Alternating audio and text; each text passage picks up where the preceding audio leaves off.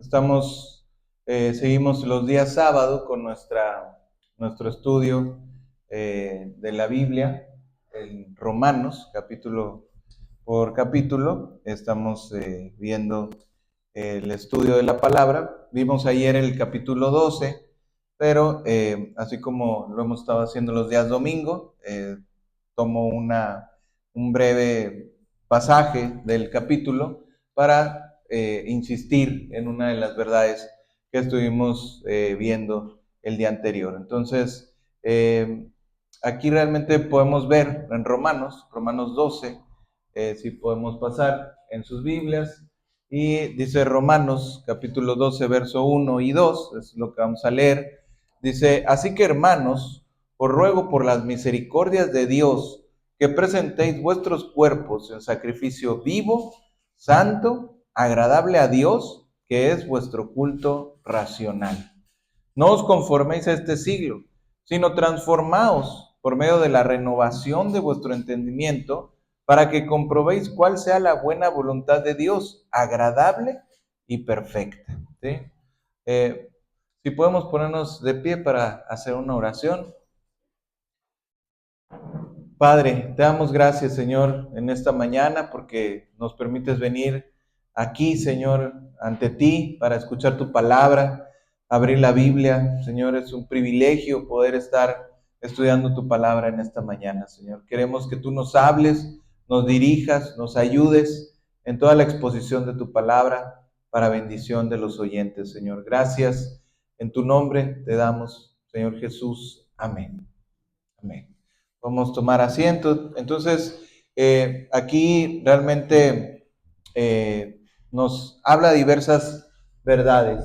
Así que vemos en el verso 1, nos dice la palabra de Dios: os ruego por las misericordias de Dios. ¿Sí? O sea, nos está haciendo como si fuera pues un ruego, una rogativa. Pablo realmente nos está hablando en una forma muy gentil o muy misericordiosa, si tú quieres, porque te dice: te ruego, ¿verdad? Aunque nos pudiera decir Pablo en este pasaje: te mando, te ordeno, te encargo, ¿sí? O sea, debes de hacer esto, es una obligación. Realmente el amor de Dios, en algún otro de los pasajes nos dice: el amor de Cristo nos constriñe, que significa nos obliga. Es como cuando viene una espada y te atraviesa, ¿no? Dice, te constriñe, nos constriñe pensando en esto, que si uno murió por todos, ahora todos morimos por él. O sea, te fijas más o menos el tono del mensaje, y aquí Pablo dice: os ruego por las misericordias de Dios. O sea, te está haciendo un ruego, pero realmente te está diciendo por el amor de Dios, ¿verdad? O sea, como cuando una persona dice: pues por el amor de Dios. O sea, ¿cómo no te das cuenta de esto, no? Pero aquí nos dice Pablo: por las misericordias de Dios, que presentéis vuestros cuerpos en sacrificio vivo. Y fíjate cómo, a pesar de que Pablo le está escribiendo a los gentiles, porque pues estamos hablando de que el libro de Romanos fue escrito para personas griegas, para personas romanas, para personas que realmente no estaban en un contexto de los judíos, no eran pueblo de Dios. La semana pasada veíamos eso de la planta original y de los que fuimos injertados, pero realmente aquí, aunque Pablo sabe que no le está hablando a personas judías, nos dice que presentéis vuestros cuerpos en sacrificio. A pesar de todo, también en ese tiempo los romanos hacían sacrificios. En ese tiempo era muy común presentar sacrificios ante los dioses. Entonces aquí nos está hablando acerca de que nosotros realmente no es necesario que presentemos un sacrificio, ¿sí? Generalmente se hacía un sustituto de mi culpa, yo presento un sacrificio en lugar de, ¿sí? Para aplacar la ira de los dioses, presento un sacrificio. Para expiar mi culpa, presento el sacrificio delante del sacerdote. Pero aquí fíjate la implicación de lo que nos está diciendo Pablo. Nos está diciendo: por la misericordia de Dios, que presentéis vuestros cuerpos, ¿verdad? Y no solamente lo que veíamos ayer era que nos está diciendo acerca del cuerpo no en vano. O sea, no es no es solamente el hecho de que digas tú, bueno, pues el sacrificio es un cuerpo, no, sino también nos está dando a entender que realmente Dios quiere que le presentemos todo nuestro ser.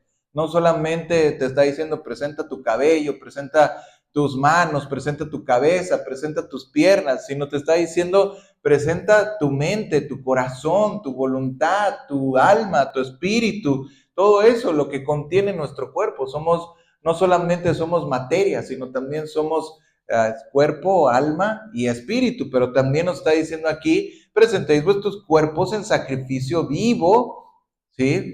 Fíjate, aquí no te está diciendo, para ser sacrificado, sino nos está diciendo en sacrificio vivo, santo, agradable a Dios, que es vuestro culto racional, ¿sí? La verdadera dedicación a Dios consta de 3 pasos. En todas sus cartas, Pablo concluye con una lista de deberes prácticos que están basados en las doctrinas que él ha presentado. En la vida del cristiano, la doctrina y los deberes siempre van juntos, ¿sí? Lo que creemos ayuda a determinar cómo nos comportamos. O sea, no solamente, hablábamos también ayer, no solamente es decir a las personas qué es cómo me siento o qué debo de hacer, ¿verdad? Porque a veces nosotros nos basamos nuestras decisiones en cómo nos sentimos, ¿no? O sea, cómo me siento al ir a un lugar, a una iglesia, decimos, ¿cómo me siento? Muchas personas basan el hecho de acudir o no acudir al culto, a la reunión o hacerse parte de una comunidad cristiana, porque dicen, a ver cómo me siento, a ver si me integro, a ver si me siento bien, ¿sí? O a veces también pensamos en las cosas de qué debo hacer, cómo lo debo de hacer, qué debo de hacer esto, o escuchamos una enseñanza y hay muchas iglesias que basan su manera de enseñar en decir, tienes que hacer esto, ¿verdad? O sea,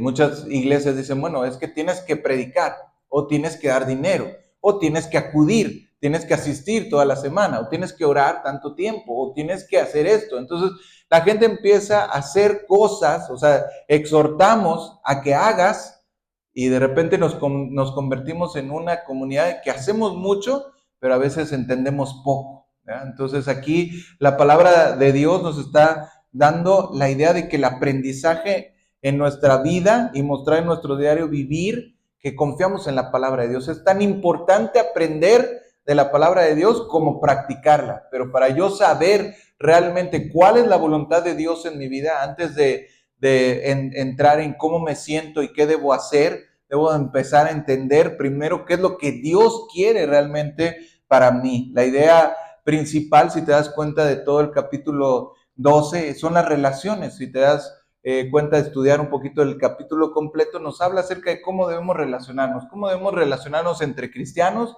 cómo debemos relacionarnos con la gente gentil del mundo y cómo debemos incluso relacionarnos con nuestros propios enemigos. Y en primer lugar empieza con nuestra relación con Dios. En estos versículos 1 y 2 nos habla acerca de nuestra relación con Dios. Nos dice, en realidad, nos dice, hermanos, os ruego por las misericordias de Dios que presentéis, o sea, ¿cómo me puedo yo relacionar bien con Dios? Presentando mi cuerpo en sacrificio vivo, santo, agradable, que es mi culto racional, ¿sí? O sea, aquí también, cuando nos habla Pablo y nos dice, vuestro culto racional, ahí también es necesario que nosotros entendamos que muchas veces no es que tanto siento a Dios, ¿verdad? Es importante, claro, saber que tengo la presencia de Dios en mí, sentir su espíritu, sentir su amor, sentir su paz, sentir su gozo, claro, son sentimientos que vienen a la vida del cristiano, pero a pesar de que no existan esos sentimientos muchas veces, mi culto no es un culto de emociones, no es un culto de presencia, no es un culto de poder, de fuego en mi corazón, no, dice aquí, a Dios es vuestro culto, ¿qué? Racional. Y no quiere decir que solamente nos vamos a volver personas que, ¿cómo se puede decir? Racionalizan las escrituras, porque dice la palabra, o sea, la letra es muerta, la letra mata, pero el Espíritu vivifica, ¿verdad? O sea, el Espíritu Santo le da poder, le da sentido, nos hace creer en Jesús como Mesías. Los fariseos solamente tenían la palabra muerta, no tenían la fe en Jesús, claro, tenemos que tener un culto, por eso nos dice, es vuestro culto, ¿sí?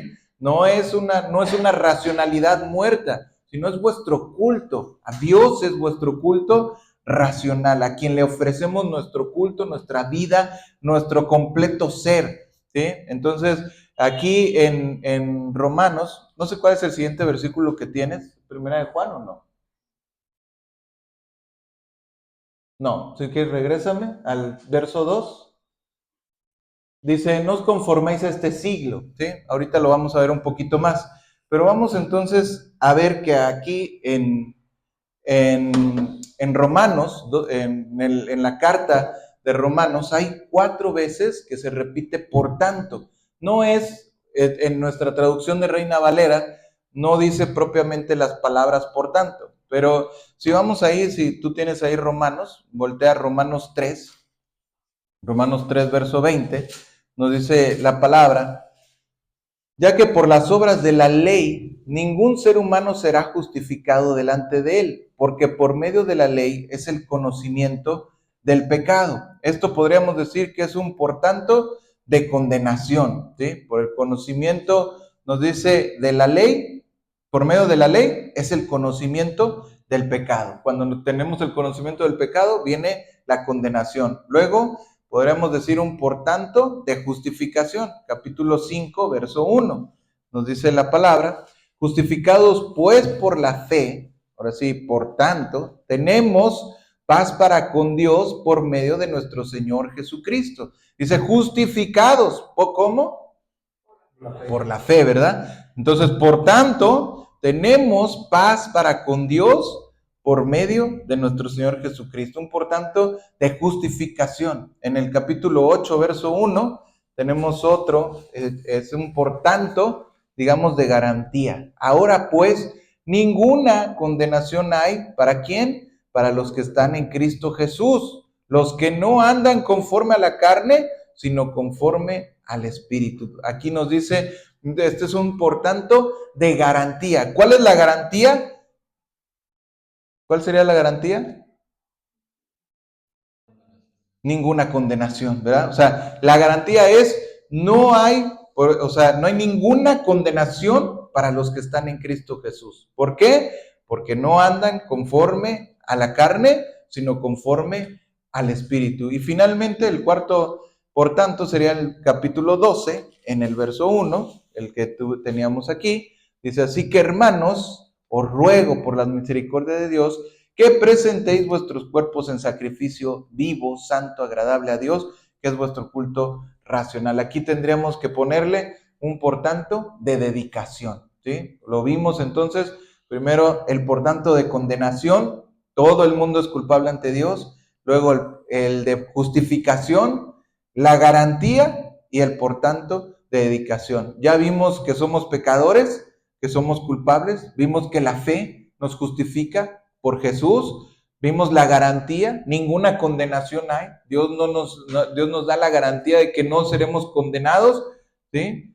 Y la dedicación, o sea, por tanto, ya tenemos todos estos pasos, venimos a ver la dedicación, ¿qué es lo que finalmente hacemos? Por eso dice Pablo, os ruego por las misericordias de Dios, o sea, por amor a Dios, por todo lo que Dios te ha demostrado, por todo lo que Dios es, por todo lo que Dios ha hecho en ti. Por tanto, dice, presentaos, ¿sí?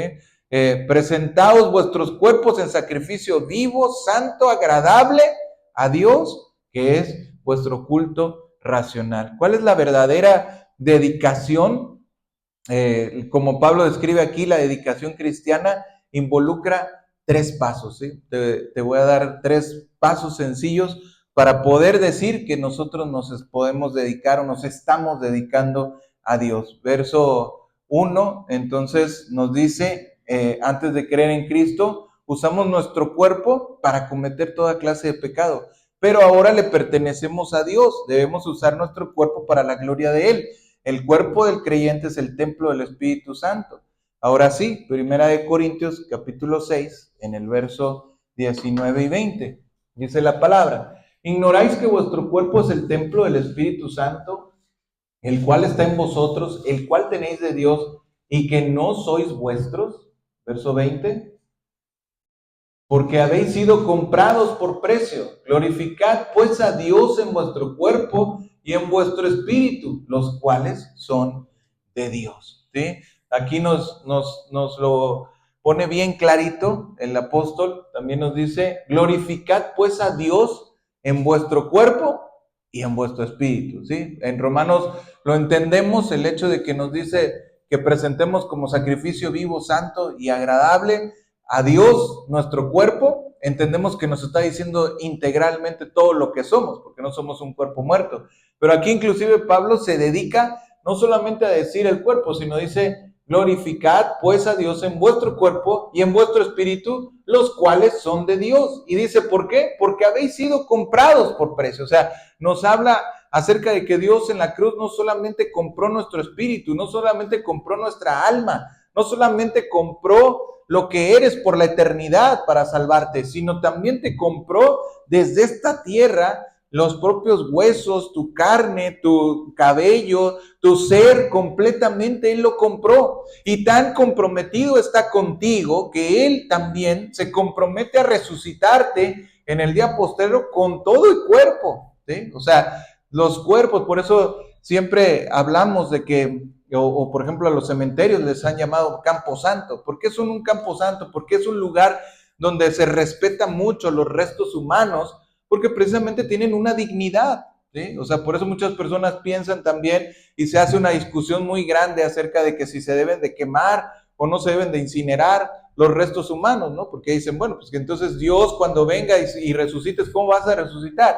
Pues yo personalmente pienso que Dios tiene el poder para de las mismas cenizas hacer el cuerpo nuevamente. Pero realmente Dios sabe y Él se ha comprometido contigo, Él ha comprado no solamente tu alma, no solamente tu espíritu, sino también tu cuerpo. Y por eso mismo, cuando nosotros nos dedicamos a Dios, también tenemos que dedicar nuestro cuerpo a Dios. Tenemos que cuidar nuestro cuerpo porque nuestro cuerpo ni siquiera es nuestro, ¿sí? Hay personas que dicen, mi cuerpo, mi decisión, ¿no? ¿Te suena esa frase hoy en día que les encanta decir a las personas que son pro aborto, a las mujeres que dicen, no, pues yo puedo hacer con mi bebé lo que yo quiera? No, en realidad no podemos hacer ni con un bebé, aunque tú digas, es mi hijo, yo decido, no puedes hacer lo que tú quieras con él. Y tampoco puedes hacer con tu cuerpo lo que tú quieras, ¿verdad? O sea, en todas esas partes donde decimos, bueno, pues voy a, si a nosotros, por ejemplo, en nuestra propiedad, dices, oye, pues, no me grafitees mi propiedad, mi pared. Entonces Dios también te va a decir a ti, ¿por qué me estás pintando mi cuerpo? ¿Por qué me estás grafiteando lo que no es tuyo?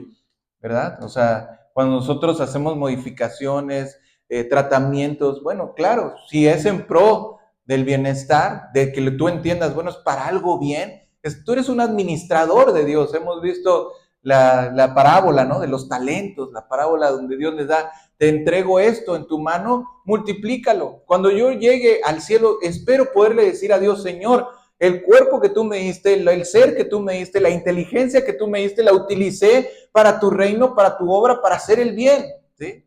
Pero aquellos que no les importan ese tipo de cosas, habría que decirles, habría que enseñarles este tipo de versículos, ya que el Espíritu de Dios mora en nosotros, dice que nosotros somos templo del Espíritu. El verso 19, ignoráis que vuestro cuerpo es templo del Espíritu Santo, el cual está en vosotros, el cual tenéis de Dios y que no sois vuestros.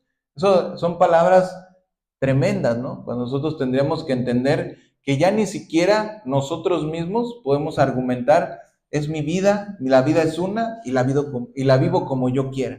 Bueno, realmente también Pablo dice, oye, ¿y no te das cuenta que aquellos que se preparan para las Olimpiadas y que hacen todas esas preparaciones para ser los mejores y corren en el estadio, solamente, o sea, corren para ganar y solamente uno de ellos gana? O sea, ¿cuánto nosotros tenemos que también vivir la vida cristiana en una dedicación, en una disciplina que realmente sea para Cristo, ¿verdad? Muchas veces intentamos vivir cristianamente, pero lo intentamos a medias o lo intentamos muy de la manera muy relajada. Y de esa forma realmente por eso también los resultados a veces son muy escasos, ¿verdad? Entonces, la palabra de Dios nos dice que si realmente nosotros queremos dedicarnos a Dios, en primer lugar tenemos que dar nuestro cuerpo, ¿sí? Nuestro cuerpo, porque nuestro cuerpo no es de nosotros, es de Dios, ¿sí? Romanos 8:9, no sé si lo tenemos. Dice, mas vosotros no vivís según la carne, sino según el Espíritu, si es que el Espíritu de Dios mora en vosotros. Y si alguno no tiene el Espíritu de Cristo, ¿qué dice?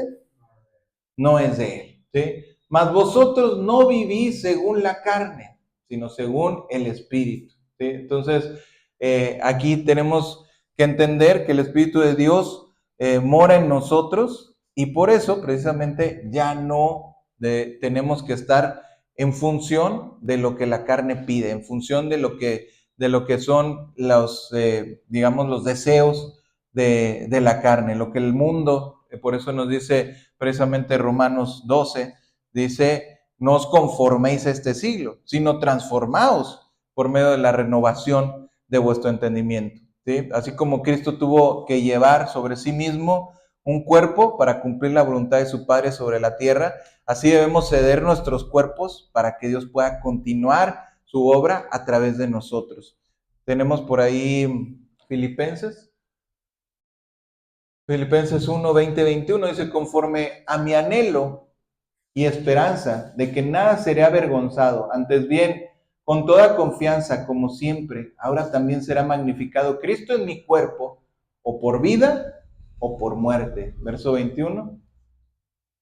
Porque para mí el vivir es Cristo y el morir es ganancia. Fíjate, este versículo es muy famoso, ¿eh? Nada más nos quedamos con el versículo 21 generalmente. Para mí el vivir es Cristo y el morir es ganancia. Pero lo que dice anteriormente, el verso 20, dice, ahora también será magnificado Cristo en mi cuerpo, o por vida o por muerte, ¿sí? O sea, ¿por qué? Porque Pablo generalmente estaba siempre perseguido, siempre en medio de situaciones, pero él dice, ya sea que viva o muera, verso 21, dice, para mí vivir es Cristo y morir es ganancia. ¿Por qué morir es ganancia? Porque obviamente sabemos que nos vamos al cielo con Cristo, nuestra morada eterna es allá, nosotros no vivimos como esperando que aquí sea. O sea, imagínate si una persona vive esperando que aquí sea lo mejor o lo más, o sea, su tesoro estuviera en esta tierra, pues qué miserable, ¿no? Con todo respeto para aquellas personas que así lo creen, pero qué miserable, porque nosotros realmente tenemos una vida muy corta. Cuando eres muy joven, ¿sí? O sea, cuando eres joven, tienes fuerza, tienes salud, tienes agilidad, pero realmente eres muy joven, no sabes muchas cosas. Y cuando ya tienes la experiencia o digamos la capacidad económica para hacer otras cosas, pues ya eres viejo, ¿verdad? Entonces ya realmente ya no tienes ni la salud, ni la fuerza, ni puedes, dice la persona, ahora sí, ya me voy a retirar. Como aquella persona, ¿no? Que dice la Biblia de que estaba, ya llené mi granero, ahora sí, ya deleítate, alma mía, disfruta todo lo que has tenido, por todo lo que has trabajado. Y dice Jesús, insensato, ¿no sabes que esta noche vienen a pedir tu alma? O sea, así somos, realmente trabajamos toda una vida para jubilarnos y cuando ya decimos, ahora sí, ya voy a tener mi jubilación tan anhelada, ahora sí, ya no voy a tener que trabajar, me van a pagar. Y de repente ya no puedes ni caminar, ¿ya? O sea, ya no puedes ni siquiera agarrar y echarte a correr. ¿Para qué? ¿Para qué trabajaste tanto? Si tu vida fuera en esta tierra, realmente qué miserables somos. Pero nosotros no trabajamos por las cosas de esta tierra, trabajamos por las cosas que a vida eterna permanecen. Por eso Pablo dice, para mí el vivir es Cristo. Mientras viva en esta tierra, le daré toda mi fuerza, todo mi impulso, todo mi ser, toda mi dedicación de alma y vida entera a Cristo. Y cuando muera, cuando ya no esté aquí, bueno, pues me voy a las moradas eternas. Ahora sí, a estar con Cristo. Ahora sí, a las calles de oro, a la ciudad celestial, ¿sí? Entonces, así como Jesús lo hizo, así nosotros también. Romanos 6:13. Ni tampoco presentéis vuestros miembros al pecado como instrumentos de iniquidad, sino presentaos vosotros mismos a Dios como vivos de entre los muertos y vuestros miembros a Dios como instrumentos ¿de qué? De justicia, ¿sí? ¿Pueden ser nuestras manos instrumentos de justicia? ¿Sí? Sí, ¿no? Yo digo que sí. ¿Cómo pudiéramos usar nuestras manos para instrumentos de justicia? ¿Quién me da un ejemplo? ¿Cuándo algún instrumento para Dios? Muy bueno, sí, claro. Cuando hacemos música y tocamos una alabanza, mis manos están haciendo instrumentos de justicia. ¿Qué otra? Pero utilizar tus manos, o sea, ¿cómo puedes utilizar tus manos como un instrumento de justicia? Poniendo un ejemplo así práctico.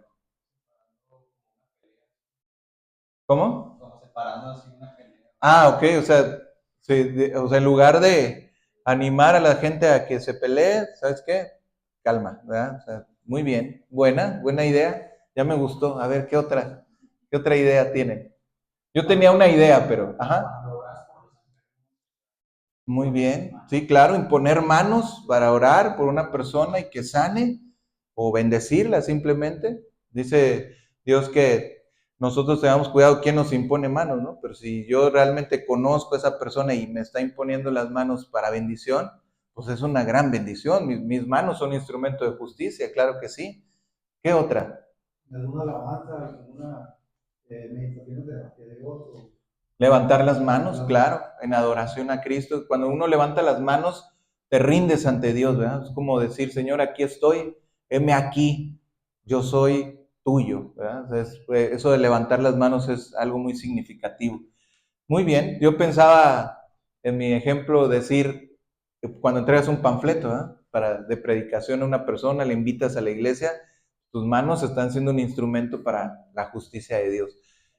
Muy bien, entonces realmente podemos ver que podemos también utilizar, ¿no? Y del lado contrario, pues claro, tendríamos también muchos ejemplos para decir, dice, vuestros miembros como instrumentos, dice, ni tampoco presentéis vuestros miembros al pecado como instrumentos de iniquidad. ¿Sí? Por el lado contrario, igual, ¿verdad? Podríamos decir aquel que le entrega un cigarro, un vicio a otra persona, pues sus manos están siendo instrumentos de justicia y como eso, pues muchas cosas, ¿verdad? Pero dice, presentaos a vosotros mismos como vivos de entre los muertos, vuestros miembros a Dios como instrumentos de justicia.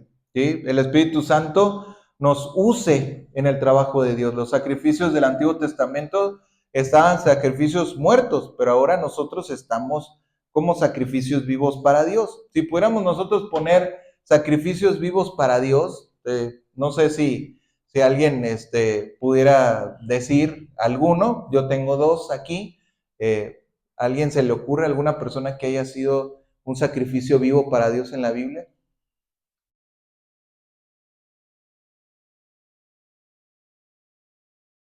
¿Puede ser el ayuno? Sacrificio de... Ajá, sí, o sea, sí podremos decir que eso es un sacrificio que nosotros podemos presentar para Dios, pero hablando de la persona, podríamos hablar, por ejemplo, de Isaac, ¿verdad? O sea, en Génesis 22, cuando Dios le pide a Abraham que le ofrezca a su hijo, y Abraham lo pone en el altar, lo amarra para sacrificarlo, y Dios le dice, no lo sacrifiques porque ya sé que tú me amas, ¿verdad? O sea, ya me di cuenta. Digamos que ahí podríamos poder ver un sacrificio que quedó vivo, ¿verdad? O sea, Dios tomó el sacrificio porque pues realmente dijo, ya no lo hagas, o sea, ya estoy satisfecho. Y Dios le dijo, entrégame a tu hijo, sacrifica a tu hijo Isaac. Dice que Abraham llevó la leña y todo y dejó a sus siervos abajo para que no lo dijeran, ya se volvió loco el patrón, pues ya lo vamos a, no vaya a matar al hijo, no, él se fue solito con Isaac, lo amarró, lo iba ya a sacrificar y Dios acepta ese sacrificio y le dice, no te preocupes, ya no lo mates, ahí está, encontraron un cordero y lo mataron. Pero también otro sacrificio podríamos nombrar al Señor Jesucristo, ¿verdad? O sea, Isaac fue puesto en el altar, estaba dispuesto a morir en obediencia a la voluntad de Dios. Dios envió un cordero para reemplazar a Isaac. Isaac murió de todas maneras, porque murió de viejo, obviamente, él murió, pero se paró ahí en el altar para cumplir lo que Dios quería. Cuando se bajó del altar, Isaac fue un sacrificio vivo para la gloria de Dios. Y Jesucristo, pues podríamos decir que es la ilustración perfecta de nuestro sacrificio vivo, ya que Él realmente sí murió como un sacrificio vivo, o sea, sí fue ofrecido en sacrificio por nosotros, en obediencia a la voluntad de su Padre. Él resucitó y Él está en el cielo como un sacrificio vivo. O sea, dice la palabra, no dejarás que tu santo vea corrupción. ¿Por qué la corrupción? Bueno, porque precisamente la corrupción es cuando el cuerpo se degrada, ¿verdad? Cuando finalmente pues se aguzana, se descompone en esta tierra, dice, polvo eres y al polvo volverás. Entonces realmente sí, ya hay una descomposición de nuestro cuerpo en esta tierra, pero dice la palabra que Jesucristo nunca vio corrupción, ¿verdad? O sea, no dejarás que tu santo vea corrupción. Murió, sí, fue presentado vivo, murió por nosotros, pero Él tuvo el poder, dice, yo doy mi vida, pero tengo el poder para volverla a tomar. Él solo venció la muerte y dijo, vuelvo a vivir, y subió y hoy está vivo a la diestra del Padre. Con ese mismo cuerpo que Él estuvo en esta tierra, poniéndonos el ejemplo, Él con ese mismo cuerpo permanece hasta el día de hoy, y cuando nosotros lo veamos en el cielo, veremos ese cuerpo, veremos sus manos que están todavía horadadas. Entonces, eso también es tremendo para nosotros. Seremos testigos y Él hasta el día de hoy carga con el mismo testimonio de amor que Él nos dio a nosotros, ¿verdad? Él es nuestro sumo sacerdote. Hebreos, no sé si lo tenemos, Hebreos 4.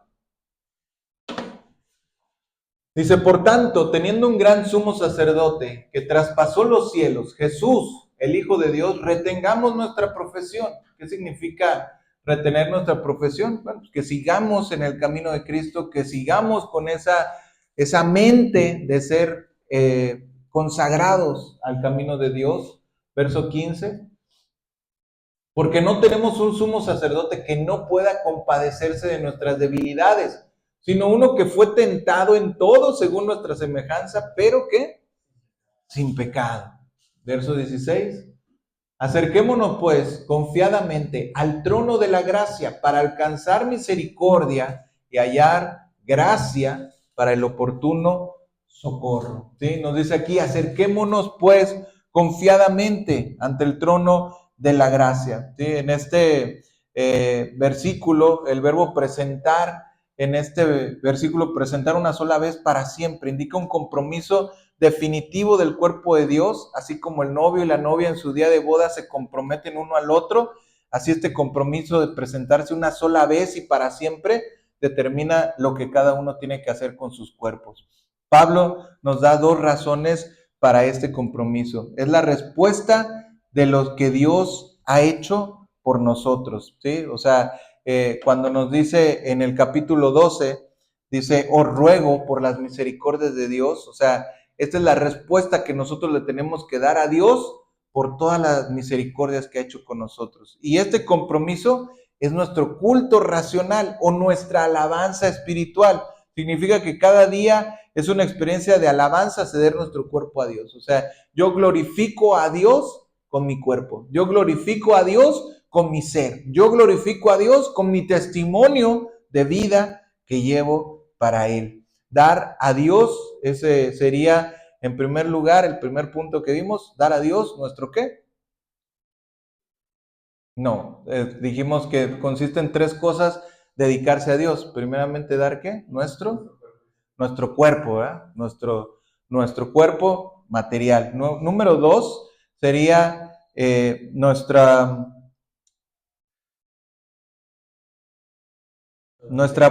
mente, ¿verdad? O sea, en segundo lugar, tendríamos que dar a Dios nuestra mente. El mundo quiere controlar nuestra mente, pero Dios quiere transformar nuestra mente, ¿sí? Veamos Efesios 4, 17 al 24. Dice, esto pues digo y requiero en el Señor, que ya no andéis como los otros gentiles que andan en la vanidad de su mente. Verso 18. Teniendo el entendimiento entenebrecido, ajenos de la vida de Dios, por la ignorancia que en ellos hay, por la dureza de su corazón. los cuales, después de que perdieron toda sensibilidad, se entregaron a la lascivia para cometer con avidez toda clase de impureza. Mas vosotros no habéis aprendido así a Cristo. Si en verdad le habéis oído y habéis sido por él enseñados conforme a la verdad que está en Jesús. En cuanto a la pasada manera de vivir, despojaos del viejo hombre que está viciado conforme a los deseos engañosos y renovaos en el espíritu de vuestra mente.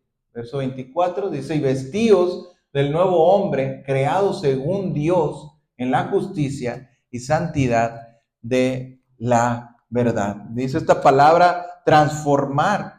Es la misma que también está utilizando en Romanos 12 y precisamente dice, es la misma que significa transfigurar, como el monte de la transfiguración en Mateo 17:2. ¿Te acuerdas que Jesús dice que fue con 3 de sus discípulos al monte a orar y de repente sufrió una transformación? Y dice que sus vestidos se volvieron muy blancos y que estaba ahí Moisés y Elías y estaban platicando y una voz y todo eso, ¿no? Que vino del cielo diciendo, este es mi hijo amado. Entonces, realmente cuando vemos esta transfiguración es precisamente lo mismo que nos está diciendo aquí la palabra de Dios. Transformaos vuestra mente. Y cuando nos dice también en Romanos 12, no os conforméis a este siglo, sino transformados por medio de la renovación de vuestro entendimiento, nos está diciendo precisamente este verbo, que este verbo es la palabra metamorfosis, ¿sí? O sea, lo mismo que sucede con el ejemplo predilecto, ¿no? Que los gusanos, ¿no? Cuando entra la oruga a su capullo y de repente sale después de unos días, sale como una mariposa volando, precisamente es eso. ¿Qué es lo que sucede en él, en ese gusanito? Pues una metamorfosis, es precisamente lo que Dios quiere hacer en nosotros. Eso describe un cambio desde adentro. El mundo quiere cambiar nuestra mente, por eso ejerce presión desde el exterior. Pero el Espíritu Santo cambia nuestra mente liberando el poder desde adentro. Si el mundo controla tu pensamiento, entonces tú te has conformado, ¿sí? Por eso precisamente dice la palabra de Dios, no os conforméis a este siglo, sino transformados. Si Dios controla tu pensamiento, entonces tú te has transformado. Y fíjate qué diferente es cómo piensa el mundo y cómo piensa Dios, ¿no? O sea, Dios transforma nuestra mente y nos hace un templo espiritual mediante el uso de su palabra, ¿sí? Así como tú inviertas el tiempo en meditar la palabra de Dios, memorizándola, haciendo la parte de tu interior, Dios gradualmente te hará tu mente más espiritual. O sea, no es algo mágico, ¿verdad? O sea, no es algo como que tú digas, ya quiero crecer espiritualmente, ¿qué voy a hacer? Pues voy a hacer meditación, voy a hacer, no sé, algo poderoso que sucede en mí. O sea, no, simplemente es que realmente tienes que analizar, tienes que crecer en el conocimiento de la palabra de Dios y mientras más creces, también tu ser interiormente va a crecer en espiritualidad, ¿sí? Entonces, ¿cómo podemos nosotros ver, o sea, para hacerlo un poquito, aterrizar la idea, cómo podemos nosotros ver un pensamiento del mundo y un pensamiento de Dios? O sea, vemos que el mundo nos presiona, ¿verdad? En nuestra mente. ¿Qué tipo de cosas o digamos doctrinas, enseñanzas diría Dios y el mundo? Por un lado Dios y por otro lado el mundo. ¿Cómo lo podríamos hacer? Díganme algo práctico. Por ejemplo, ajá.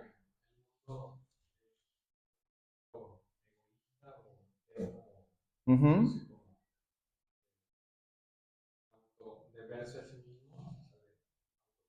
Ajá, hoy protegerse.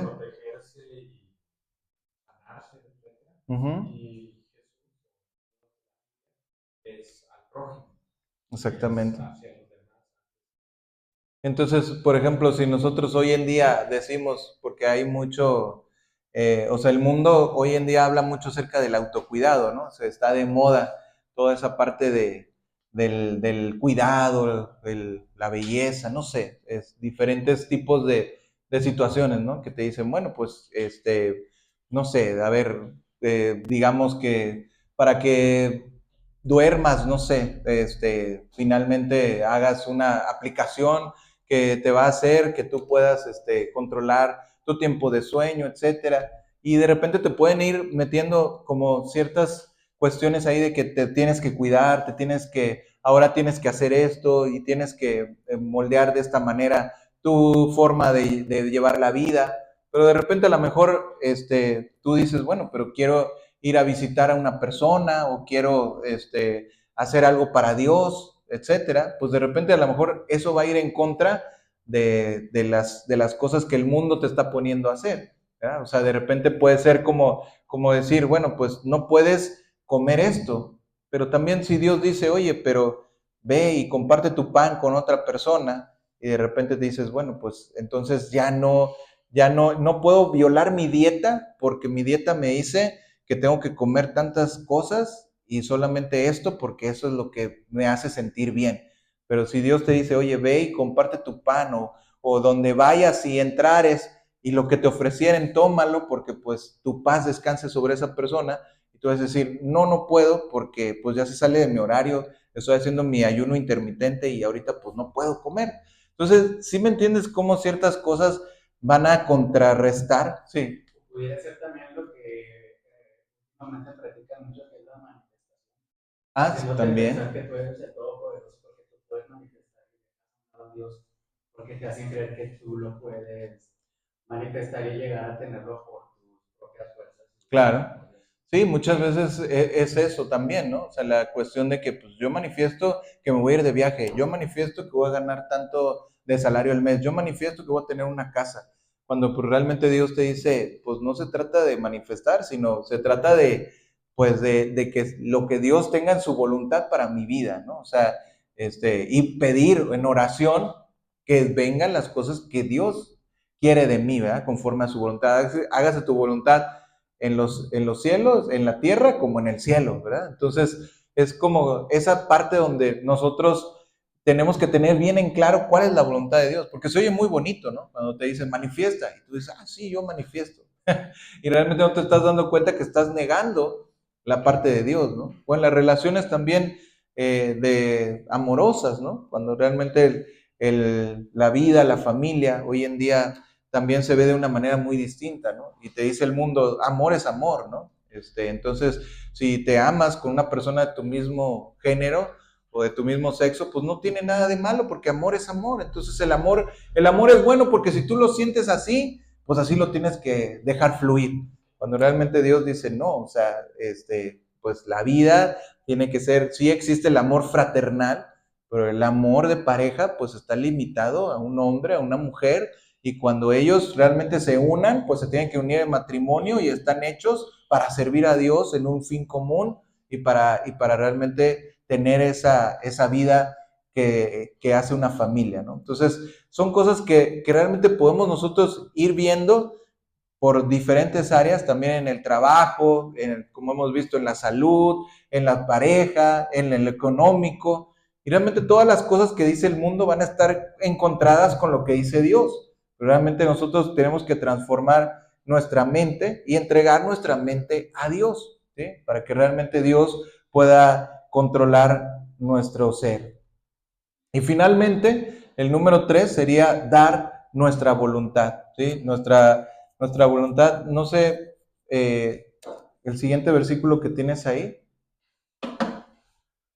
Segunda de Corintios 3:18. Bueno, antes de ir a la voluntad, en cuanto a lo que es la mente, por tanto, nosotros todos, mirando a cara descubierta, como en un espejo la gloria del Señor, somos transformados. Esta es la misma palabra, metamorfosis, somos llevados a una metamorfosis de gloria en gloria en la misma imagen como por el Espíritu del Señor, ¿sí?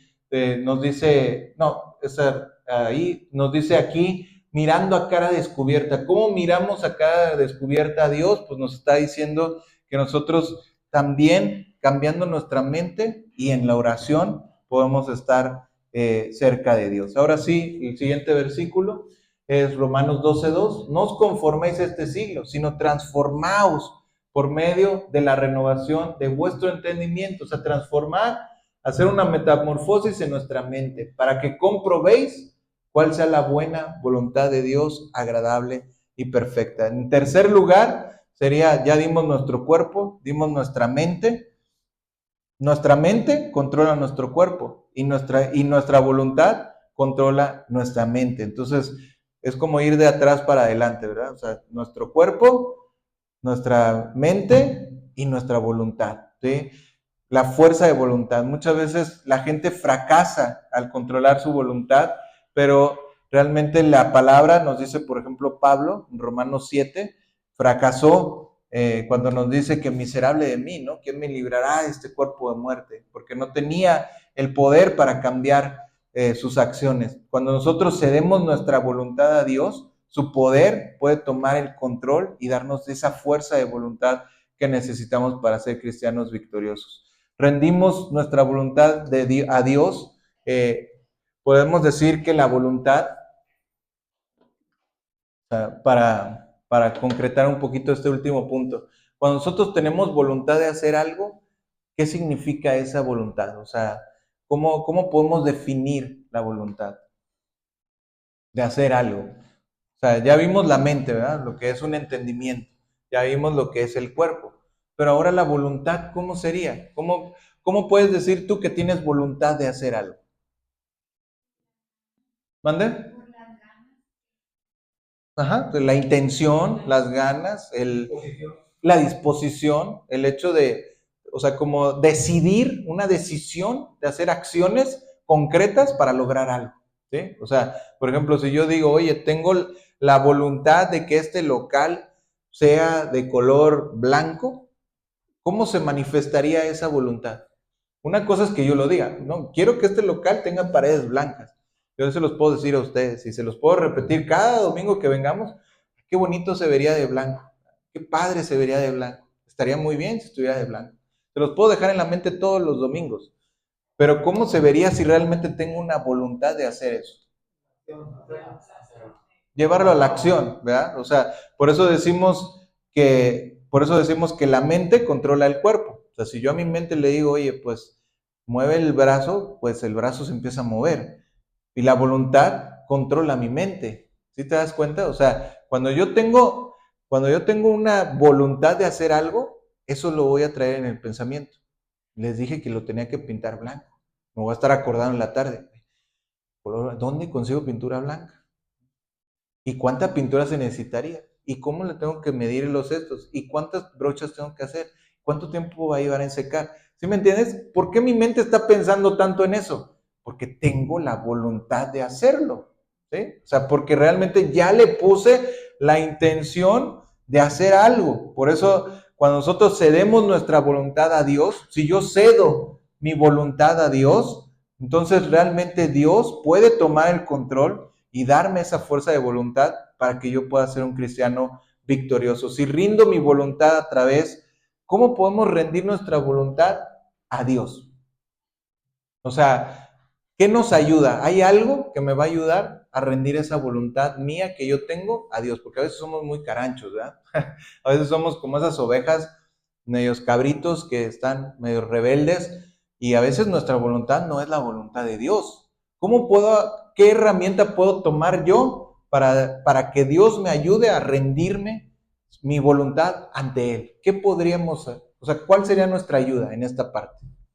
Ya vi que para que mi mente cambie, para transformar mi mente, tengo la palabra de Dios, tengo el escrito de Dios, tengo el manual del fabricante, lo leo y me está transformando, me está haciendo esa metamorfosis en mi mente, me está ubicando. Esto dice el mundo, pero esto digo yo.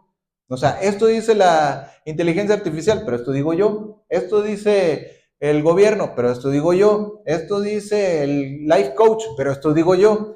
¿Sí me entiendes? O sea, ya vengo a aterrizar en mi mente, se aterriza en la palabra de Dios. Mi voluntad, ¿dónde la voy a aterrizar?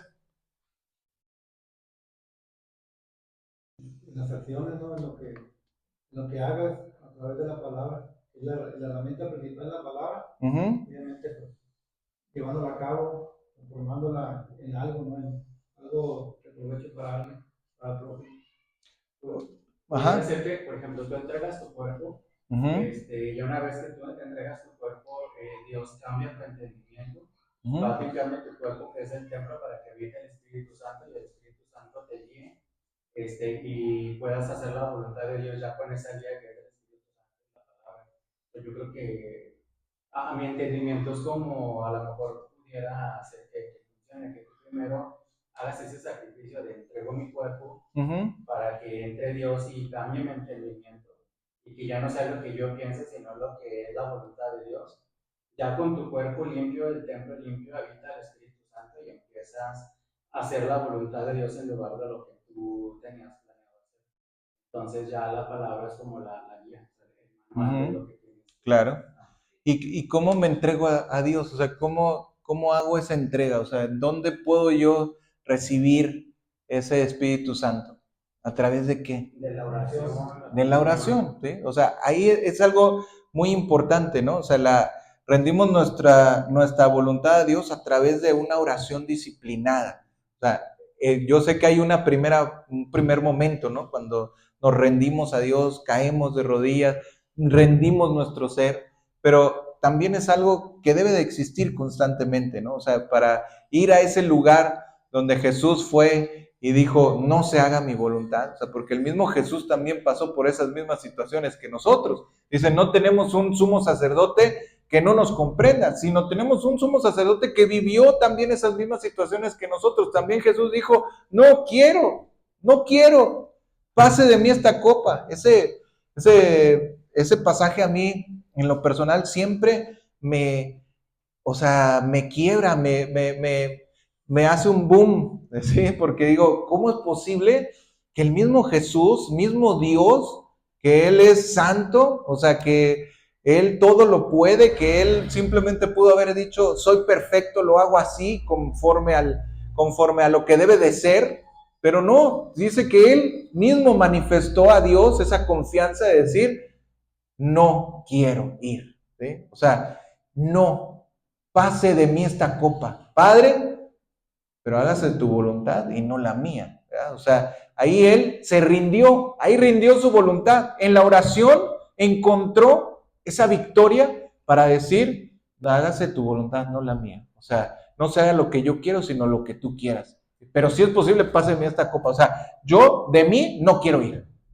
Él lo dijo claramente, no quiero, porque él sabía todo lo que implicaba, la humillación, ser desnudado, el estar golpeado, el que se burlaran de él, el que estuviera ahí en el sol, deshidratado, muerto, o sea, el peor de los martirios. Yo no quiero, pero Señor, yo me atengo a lo que tú quieras, hágase tu voluntad. Entonces, ahí rendimos nuestra voluntad en ese monte, en esa parte, en ese secreto de Dios, en ese altar personal que tenemos en la oración, tanto como usemos la oración, rendimos nuestra voluntad, ¿sí? No mi voluntad, sino la tuya. Debemos orar por todo y dejar que Dios nos guíe en todo. Siempre Dios va a tener la mejor respuesta, no la que siempre queramos, porque a veces no nos gustan las respuestas de Dios, es la verdad, pero siempre es la mejor. O sea, al final de cuentas siempre decimos, Señor, tenías razón. Señor, tú eres bueno. Señor, tú tenías siempre la mejor idea para mí. Tener una relación correcta con Dios, debemos empezar cada día dejando a Dios nuestro cuerpo, nuestra mente y nuestra voluntad en el altar de Dios. Amén. Vamos a orar, vamos a terminar haciendo una oración, si nos ponemos de pie.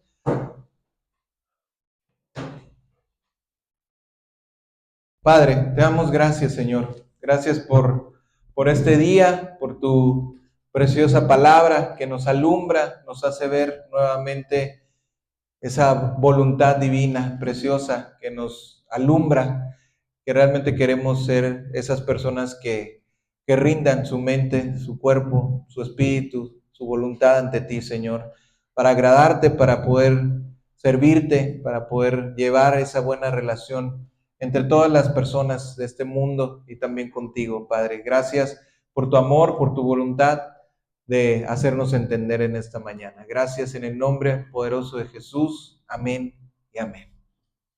Muy bien, podemos tomar asiento. Vamos a terminar nuestra transmisión y los esperamos el próximo domingo a las 11 de la mañana. El próximo sábado no estaremos en la reunión.